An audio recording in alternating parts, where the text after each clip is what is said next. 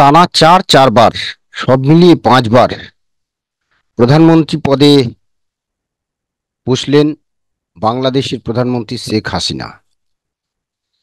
আহ, যদি আমরা দেখি যে মহিলা প্রধানমন্ত্রী হিসেবে তিনি ইন্দিরা গান্ধী, শ্রীলঙ্কার শ্রীমাভো বন্দরনায়েক, ব্রিটেনের মার্গারেট থ্যাচার বা ইসরায়েলের গোল্ডা মেয়রকেও তিনি ছাপিয়ে গেলেন।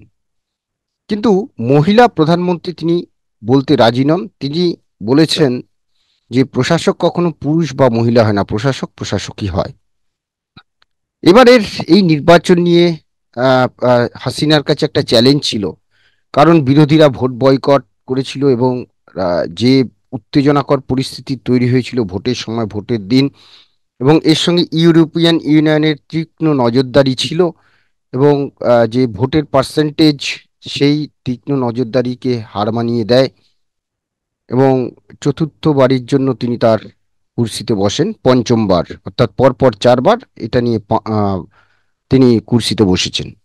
এখন প্রশ্ন হলো যে ভারতের পাশে যে সমস্ত প্রতিবেশী দেশ, ছোট ছোট দেশ, যেমন শ্রীলঙ্কা, বাংলাদেশ, পাশে রয়েছে পাকিস্তান, ভুটান, এই যে দেশগুলো, এই দেশগুলোর সাথে ভারতের একটা যে সম্পর্ক, একটা অকৃত্রিম সম্পর্ক রয়েছে। কিন্তু ভারতের সঙ্গে চীনের যে সম্পর্ক, এবং চীনও এই ছোট ছোট দেশগুলোকে, আমাদের প্রতিবেশী দেশ চীন, তারাও এই ছোট ছোট দেশগুলোকে টার্গেট করেছে, তারাও সেখানে নানা রকম উন্নয়নমূলক কাজে সামিল হচ্ছে, কারণ ভারতকে তারা টক্কর দিতে চায়। সেই জায়গা থেকে আমরা দেখেছিলাম শ্রীলঙ্কার কি অবস্থা। শ্রীলঙ্কা যেভাবে চীনের থেকে ঋণ নিয়ে আর্থিক অবস্থায় যে জর্জরিত হয়ে গেছিল, তারপরে বাংলাদেশ এখন চীনেরও বন্ধু, ভারতেরও বন্ধু। তেমনি আমরা যদি মালদ্বীপ দেখি, মালদ্বীপের ক্ষেত্রেও তাই, যে গত 2-3 দিন আগে মালদ্বীপের আহ, আহ, আহ, মন্ত্রীরা কি বলেছিলেন ভারতের প্রধানমন্ত্রী সম্পর্কে, তারপর তাদের বরখাস্তও করা হয়। তো সেই জায়গাটা থেকে দাঁড়িয়ে আজকে আমাদের আলোচনা, যে সত্যি যে এই যে ভারত আর বাংলাদেশের যে সম্পর্ক আহ রয়েছে, সেটা তো একটা অটুট সম্পর্ক, কিন্তু তার পাশাপাশি ভারতের সঙ্গে চীনের যে সম্পর্ক, এবং চীন বাংলাদেশের সঙ্গে যে সম্পর্কে জড়াচ্ছে, এবং বাংলাদেশও চীনের সঙ্গে যে সম্পর্ক জড়াচ্ছে, আগামী দিনে ভারত বাংলাদেশ সম্পর্ক অটুট থাকবে তো? এটাই এখন প্রশ্ন। অর্থাৎ বলা যায় বাংলাদেশ তাদের উন্নয়নের জন্য, কারণ স্মার্ট বাংলাদেশ গড়তে চান শেখ হাসিনা, চতুর্থবার পরপর বা পঞ্চমবারের প্রধানমন্ত্রী তিনি। তিনি স্মার্ট বাংলাদেশ গড়ার প্রতিশ্রুতি দিচ্ছিলেন, সেখানে তিনি চীনেরও বন্ধু, ভারতেরও বন্ধু। কিন্তু এই চীন আর ভারতের বন্ধু হতে গিয়ে কোথাও ভারতের সঙ্গে বাংলাদেশের সম্পর্কে ঘাটতি হবে না। তো আজকে আমরা এই বিষয় নিয়ে আলোচনা করব। আমি বিপ্লব, আমার সঙ্গে রয়েছেন অধ্যাপক ডক্টর রাজাগোপাল ধর চক্রবর্তী। রাজাদা, আপনাকে স্বাগত জানাচ্ছি। রাজাদা আন্তর্জাতিক সম্পর্ক বিশেষজ্ঞ নিয়ে আহ, আহ, দীর্ঘদিন কাজ করেছেন। তো সেই জায়গা থেকে রাজাদা, আপনাকে আমার একটা প্রশ্ন, যে এই যে বাংলাদেশে পঞ্চমবারের জন্য প্রধানমন্ত্রী পদে বসলেন এবং পরপর 4বার শেখ হাসিনা আইলেন, কিন্তু এবার তিনি স্মার্ট বাংলাদেশ গড়ার প্রতিশ্রুতি দিয়েছেন। স্মার্ট বাংলাদেশ গড়তে তিনি চীনেরও সাহায্য নিচ্ছেন, আবার ভারতেরও সাহায্য নিচ্ছেন। ভারতের সঙ্গে বাংলাদেশের যে সম্পর্ক, সেটা দীর্ঘদিনের একটা অটুট সম্পর্ক এখনো, কারণ ভারতের প্রধানমন্ত্রী নরেন্দ্র মোদী তাকে শুভেচ্ছা জানিয়েছেন, অভিনন্দন জানিয়েছেন। হুম। এবং বিশেষ করে শেখ হাসিনা আবার আহ, আহ, বিপুল ক্ষমতা নিয়ে দেশের প্রধানমন্ত্রীর পদ দিয়ে বসেছেন। সেই জায়গাটা থেকে এই যে চীনেরও বন্ধু আবার ভারতেরও বন্ধু, হ্যাঁ, মানে চীনের পাশাপাশি ভারতের বন্ধু, সেক্ষেত্রে অদূর ভবিষ্যতে এই যে মালদ্বীপ দেখলাম, আমরা শ্রীলঙ্কা দেখলাম, তো সেই জায়গাটা থেকে কোথাও কি মনে হচ্ছে ভারত আর বাংলাদেশের সম্পর্ক যে অটুট ছিল, সেটা কোথাও নড়ে যাবে না তো, বা ধাক্কা খাবে না তো? হ্যাঁ, বিপ্লব দা, এটা মানে খুব চিন্তার প্রশ্ন যেটা আপনি রেখেছেন। এখন বাংলাদেশে নির্বাচন ঘটলো, আহ, যখনই বিএনপি জানিয়েছিল যে তারা নির্বাচনে লড়বে না, আমাদের মোটামুটি ধারণা হয়েই গেছিল, লড়লেও ধারণা ছিল যে শেখ হাসিনা আবার আসছেন। কেননা ওনার জনভিত্তি এখনো অনেকটাই, এর আগেও 2014 সালে আমরা দেখেছি বেগম জিয়া লড়েননি, হ্যাঁ, তো আপনার বিএনপি বাংলা তারা নির্বাচনে লড়েনি, এটা আমরা দেখেছিলাম। এবছরে একই ঘটলো। আমরা খালি উৎসাহ ছিল যে কত পার্সেন্টেজ লোক ভোট দেয়, 40% মতন লোক ভোট ভোট দিয়েছে। দিয়েছে, হ্যাঁ। এখন 60% ভোট দেয়নি, এটা কিন্তু কিছুটা চিন্তার ব্যাপার তো থাকছেই। এটা 60% হতো তাহলে আমরা বলতাম যে সাধারণ সব মানুষই তার সঙ্গে আছেন। এখন যাই হোক, সে প্রশ্ন তো এই মুহূর্তে যাবার সময় নয়, যে প্রশ্নটা আপনি করছেন।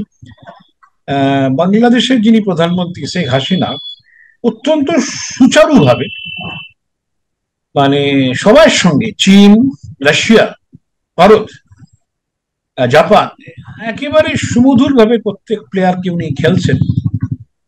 আহ, চীন তো একের পর এক নানান প্রজেক্ট সেখানে করছে, আবার সেখানেও উনি সিদ্ধান্ত নিচ্ছেন। কিছু পোর্ট উনি বললেন চীনের করার কথা ছিল, সেটা না করে জাপানকে দিয়েছে। আহ, সহায়তা চলছে, এবং চীনের থেকে সবচেয়ে বেশি জিনিস বাংলাদেশ কেনে, তারপরে আমাদের থেকে কেনে। তো আমরা প্রায় অর্ধেক, চীন কেনে 24% মতন, আমরা 12% মতন। যাই হোক, সেটা তো বোঝা যাচ্ছে যে আমরা এখনো বাংলাদেশকে যথেষ্ট বাংলাদেশের জিনিসপত্র দিয়ে থাকি। কিন্তু ওর সঙ্গে বলে রাখি, পরে হয়তো আসা যেতে পারে, বাংলাদেশের প্রোডাক্ট সবচেয়ে বেশি কিন্তু চলে আমেরিকাতে, ইউরোপেতে, রেডিমেড গার্মেন্টস ইত্যাদি। অর্থাৎ আপনি যদি আমেরিকাকে চটাতে চান, ইউরোপকে চটাতে চান, তাহলে আপনার যে প্রোডাক্ট, যেটা নিয়েই আপনার হচ্ছে এত অগ্রগতি, হুম। সেটা কিন্তু মার খেয়ে যাওয়ার সম্ভাবনা আছে। আমরা কিন্তু বাংলাদেশের রেডিমেড গার্মেন্টস কিনতে পারবো না, চীনও কিনবে না, তাদের নিজস্ব প্রোডাক্টস আছে।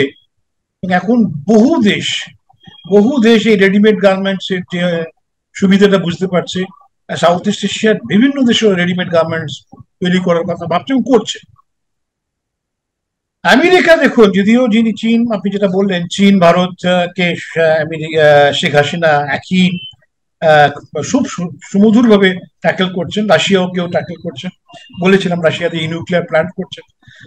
কিন্তু আমেরিকা বেশ কিছুটা চোটে, কেননা ওদের অবশ্য, ওদের বক্তব্য হচ্ছে যে হিউম্যান রাইটস সমস্যা, যে এখানে হিউম্যান রাইটস এর ভায়োলেশন ঘটছে, এগুলোই তারা বলতে চাইছে। কিন্তু এটা যদি দীর্ঘদিন তারা বলতে থাকে, তাহলে কিন্তু ওই বাংলাদেশের বাজারটা কিন্তু নষ্ট হয়ে যাওয়ার সম্ভাবনা আছে। উপেক্ষার ব্যাপার নয়, এটা আমি বলতে চাইছি এই কারণে যে রেডিমেড গার্মেন্টস এর মার্কেট গেলে বাংলাদেশ অর্থনীতির বিরাট চাপ। যাই হোক, সে প্রশ্ন এখন নয়। প্রশ্নটা হচ্ছে যে আহ, বাংলাদেশ যখন স্বাধীন হয়, আমরাই ওয়ান অফ দা প্রথম কয়েকটা দেশের মধ্যে আমরাই প্রথম ছিলাম। বাংলাদেশ প্রজাতান্ত্রিক সরকারকে স্বীকৃতি দিয়েছি, এবং চীন দেয় প্রায় আরো 3-4 বছর পরে চীনের স্বীকৃতি আসে। চীন যে মানে বাংলাদেশের শুরু থেকেই বন্ধু তা কিন্তু নয়। এটা কিন্তু বাংলাদেশের খেয়াল রাখতে হবে যে ভারতবর্ষের যে বন্ধুত্ব, আমরা শুধু স্বীকৃতি দিয়েছি তা নয়, আমরা যেভাবে যেভাবে সহায়তা করেছি বাংলাদেশ মুক্তিযুদ্ধে, বাংলাদেশের যারা সেই সময়কার লোকজনের সঙ্গে আমি বাংলাদেশে বা অন্যত্র দেখা যায় যখন যোগাযোগ হয়, তারা সবাই স্বীকার করে ভারতের অবদান। ভারত হচ্ছে অকৃত্রিম বন্ধু, সব জায়গাতেই ভারত তাদের সঙ্গে বন্ধুত্ব করে, নিজের স্বার্থ অনেক সময় গুটিয়ে রেখেও বন্ধু স্বার্থের দিকেই ভাবে। শ্রীলঙ্কাতেও আমরা দেখলাম, শ্রীলঙ্কা যে শ্রীলঙ্কার প্রশ্ন আপনি তুললেন, শ্রীলঙ্কায় যখন টাকা ধার নিয়ে নিয়ে চীন এবং অন্যান্য দেশ থেকে টাকা ধার নিয়ে একটা বিপর্যয়ের মুখে এসেছে, বিদেশি ভান্ডার শেষ হয়ে গেছে নানান কারণে, ট্যুরিজম এফেক্টেড হয়েছে নানান কারণে, সেই প্রসঙ্গে আজকে যাবার নয়, তখন চীন কিন্তু এগিয়ে আসেনি। ভারত কিন্তু আমরা আমরা তেল দিয়েছি, ওষুধ দিয়েছি, এবং টাকা পয়সা লোন হিসেবে দিয়েছি যতটা আমাদের সম্ভব। এই জায়গায় দাঁড়িয়ে বাংলাদেশের কাছে কিন্তু একটা চ্যালেঞ্জ ছিল যে ইন্ডিয়াকে বন্ধু হিসেবে রাখবে নাকি না, যারা আরো মানে ভালো প্যাকেজ দিতে পারছে চীন, তার দিকে এগোবে। বাংলাদেশ কিন্তু চীনের সাহায্য কিন্তু ছাড়েনি, চীনের দিকে ছুটেছে। কিন্তু এখনো পর্যন্ত যে বাংলাদেশ বেল্ট রোড ইনিশিয়েটিভ, সেটা ইন্ডিয়া জয়েন করেনি, বাংলাদেশও সেভাবে জয়েন করেনি। সুতরাং চীনের যে মানে হাতছানি, সেটা উপেক্ষা করছে না, আবার কিন্তু ভারতকেও সাথে রাখছে।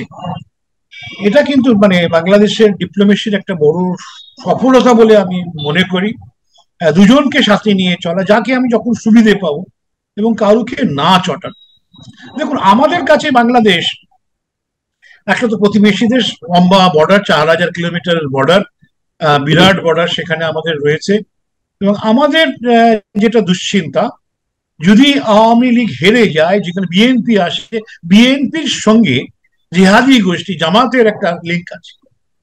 আমাদের ভয় হচ্ছে এই জামাতি গোষ্ঠী তারা যদি বাংলাদেশকে রাজত্ব করে, তার প্রভাব কিন্তু ভারতবর্ষে ছড়িয়ে পড়ার সম্ভাবনা রয়েছে। একদম। হুম। আমাদের বর্ডার আরো সুনিয়ন্ত্রিত করতে হবে। এটা আমাদের একটা বড় দুশ্চিন্তা। বাংলাদেশের সঙ্গে আমরা কিন্তু ল্যান্ড যে বর্ডার ডিসপিউটস পুরোপুরি মোটামুটি ভাবে আমরা মিটিয়ে ফেলেছি। নরেন্দ্র মোদী প্রধানমন্ত্রী হওয়ার পর থেকে যতগুলো কিন্তু পুরনো যে ডিসপিউট ছিল বর্ডার সংক্রান্ত, মোটামুটি মিটে গেছে। সামান্য হলেও কিছু রয়েছে।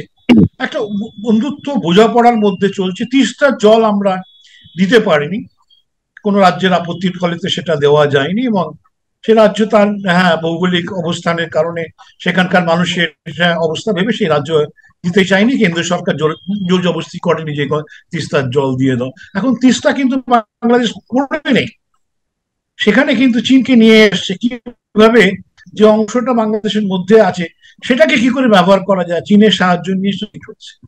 চীন অত্যন্ত অত্যন্ত মানে উন্নততর প্রযুক্তি, যেটা ভারতের কাছে নেই, বা এই মুহূর্তে অন্য দেশে হয়তো দিতে চাইবে না। চীন কিন্তু বাংলাদেশের কাছে সেগুলো দিতে চাইছে এবং দিচ্ছে। কিন্তু দেখেন, চট্টগ্রামের যে পোর্ট হলো, সে পোর্টে কিন্তু মানে বাংলাদেশ যারই সহায়তা নিয়োগ না কেন, আমাদেরকে বলেছে তোমরা সে পোর্ট ব্যবহার করো। কলকাতা থেকে আমি যদি নর্থ ইস্টে বা মানে নর্থ ইস্টে বা পশ্চিমবঙ্গের উত্তর অঞ্চলে যদি জিনিসপত্র নিয়ে যাই লরি করে বা ট্রেনে, প্রচুর সময় লাগে, পয়সা লাগে। কিন্তু চিটাগং পোর্ট থেকে অনেক সহজেই নর্থ ইস্টে নিয়ে আসা যায়। সেখানে কিন্তু বাংলাদেশ আমাদেরকে সহায়তা করছে। সহায়তা মানে এই নয় যে ভারতবর্ষকে হেল্প করাই তার উদ্দেশ্য। বিরাট পোর্ট তৈরি করেছে চীনের সহায়তা নিয়ে, এবং প্রচুর মানে ক্যাপাসিটি যেটা আছে সেটা ফাঁকা পড়ে আছে। সুতরাং ভারত যদি ব্যবহার করে যে পোর্টটা উন্নত হবে, সেটা বাংলাদেশ চাইছে এবং আমরা উপকৃত হচ্ছি। মানে উইন উইন সিচুয়েশন। আজকের আন্তর্জাতিক অর্থনীতিতে আমরা বলি, দুটো দেশের যখন সম্পর্ক, দুটো দেশ বা অন্য শব্দের যারা জড়িয়ে আছে সম্পর্কের মধ্যে, সবাই যদি না জেতে, তাহলে কিন্তু সেই জিনিসটাকে সবার কাছে গ্রহণযোগ্য হয় না। সেটাকেই আমরা জিরো গেম থিওরির কনসেপ্টে বলি উইন উইন সিচুয়েশন। সুতরাং এমন এই চট্টগ্রাম পোর্টটা যদি দেখেন, সেটাও কিন্তু উইন উইন সিচুয়েশনের মধ্যে আমরাও গেন করছি, ওরাও গেন করছে। এবং এই যে পদ্মা নদীর উপরে যে নতুন ব্রিজ হলো, চীনের সহায়তায় তারা তৈরি করেছে। ওয়ার্ল্ড ব্যাংক যেখানে রিফিউজ করেছে টাকা ধার দিতে, চীন দিয়েছে। এবং চীনের যে আমি বেশ কিছু চিন্তা ভাবনা গবেষণা করে দেখেছি, চীন কিন্তু এখন একেবারেই হচ্ছে যে মানি লেন্ডার হিসেবে বাজারে এসে হাজির হচ্ছে। প্রচুর টাকা আন্তর্জাতিক বাণিজ্য থেকে তারা করেছে, এবং সে টাকাটা তারা কিন্তু বাজারে যা রেট তার থেকে বেশি হারে নিয়ে, বেশি হারে সুদ নিয়েই তারা কিন্তু দিচ্ছে। একেবারে মানে যাকে মানি লেন্ডিং ব্যবস্থা বলে, মানে মহাজনী কারবার। চীন মানে আন্তর্জাতিক জিনিসপত্র বেচছে, মহাজনী কারবার বেশ ভালোভাবেই ফেঁদে বসেছে। এবং বহু দেশই তারা যখন দেখছে অন্য জায়গায় পাওয়ার সুবিধে কম, তারা চীনের কাছ থেকে নিচ্ছে। এবং একটা সময় হয়তো আসছে তখন তারা দেখছে এত ঋণ নিয়ে ফেলেছে, ঋণের ফাঁদে জড়িয়ে পড়ছে। বাংলাদেশ এখনো পর্যন্ত তারা যা ঋণ নিয়েছে, দেশের জাতীয় আয়ের এখনো প্রায় 40%-এর নিচে আছে।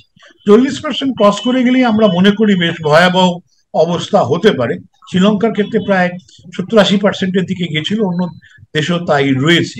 এবং বাংলাদেশের যেটা সুবিধে, যে যেটা শ্রীলঙ্কার ছিল, অনেকটা ডাইভার্সিফাইড, মানে অর্থনীতিটা একটা দেশের উপর নির্ভর করে না, একটা প্রোডাক্টের উপর এখন নির্ভর করছে না। যদিও গার্মেন্টসটা তাদের মেন, গার্মেন্ট জুট এটা হচ্ছে মেন তাদের প্রোডাক্ট। এখন যাই হোক, এখন প্রশ্ন হচ্ছে যে আমেরিকা থেকে বাংলাদেশ মনে করছে আমেরিকা থেকে যা পাওয়া যাবে তার থেকে ইন্ডিয়া, চীন এবং রাশিয়া থেকে বেশি পাওয়া যায়। তার ফলে আমেরিকাকে চটাতেও তারা খুব একটা মানে কুণ্ঠাবোধ করছে না। আমেরিকা বারবার বলছে যে তোমাদের হিউম্যান রাইটস ভায়োলেশন, এটা একটা ছুতো, এবং অর্থনীতিতে চাপ দেওয়াই একটা মুখ্য উদ্দেশ্য। বাংলাদেশ নিঃসন্দেহে মনে করছে যদি রেডিমেন্টের গার্মেন্টস আমেরিকা যদি কিছুটা কোটা ইত্যাদি নিয়ে এসে মানে ওদের রেস্ট্রিকশন করে দেয়, হয়তো অন্য জায়গা থেকে তারা হয়তো সে ব্যবস্থা করতে পারবে, এরকম ধরনের ভাবনা চিন্তা হয়তো তাদের আছে। কি আছে তা আমি এই মুহূর্তে ডিটেলিং করা সম্ভব নয়। তবে যে প্রশ্নটা যেটা আপনি করলেন, যে ভারতকে এখনো পর্যন্ত মর্যাদার সঙ্গে দেখছে, আমাদের কোনো প্রস্তাব সেভাবে ফেলে দিয়েছে সেটা ঘটেনি। আবার চীনকে একই সমাদরে তারা দেখছে বাংলাদেশ, নিজের স্বার্থেই। অর্থাৎ বিদেশ নীতিটা হবে আর্থিক সুবিধার অনুযায়ী। সেটা শেখ হাসিনা যেভাবে পরিচালনা করছেন, সেটা একটা ছোট দেশ, যে দেশ মর্যাদার সঙ্গে এগিয়ে যেতে চায়, তার পক্ষে এটা অত্যন্ত উপকারী, উপযোগী রাষ্ট্রনীতি বলে আমি মনে করি। এবং সেটাই তারা করছে, এবং তাতে অন্য কারোর ভয় বা লজ্জা পাওয়ার কিছু নেই। আমরা যদি বাংলাদেশের সঙ্গে আরো মানে সম্মানজনক শর্তে যেতে পারি, তাতে বাংলাদেশের সুবিধা, আমাদের সুবিধা। বাংলাদেশ একদম। আমরা আশা করবো গ্রহণ করবে। বলুন। হ্যাঁ, হ্যাঁ, আমরাও সেদিকেই নজর রাখবো যে ভারতের সঙ্গে বাংলাদেশের যে আন্তর্জাতিক সুসম্পর্ক, এবং বিশেষ করে আমাদের সীমান্ত একটা প্রায় 2500 কিলোমিটারের বেশি যে সীমান্ত, সেই সীমান্ত সুরক্ষা অনেকটা বাংলাদেশ এবং ভারত, এই যে দুটো সীমান্ত, বিশাল বড় সীমান্ত, সেই সীমান্তের যাতে সুরক্ষা থাকে, আমরা সেদিকেই নজর রাখবো যে আগামী দিনে চীনেরও বন্ধু, রাশিয়ারের বন্ধু, আবার ভারতেরও বন্ধু, কিন্তু এই বন্ধুত্ব যেন অটুট থাকে, সেটাই আমাদের আহ, দেখার বা আমরা আশা করব। ধন্যবাদ রাজিদা, ধন্যবাদ আপনাদের। আমাদের এই আলোচনা নিয়ে আপনাদের মতামত অবশ্যই কমেন্টস বক্সে জানাবেন, ভালো লাগলে লাইক দেবেন। সবাই ভালো থাকবেন, নমস্কার। বাংলা বলছি চ্যানেলটি সাবস্ক্রাইব করুন এবং সমস্ত অনুষ্ঠানের আপডেট পেতে বেল আইকনটি অন করুন।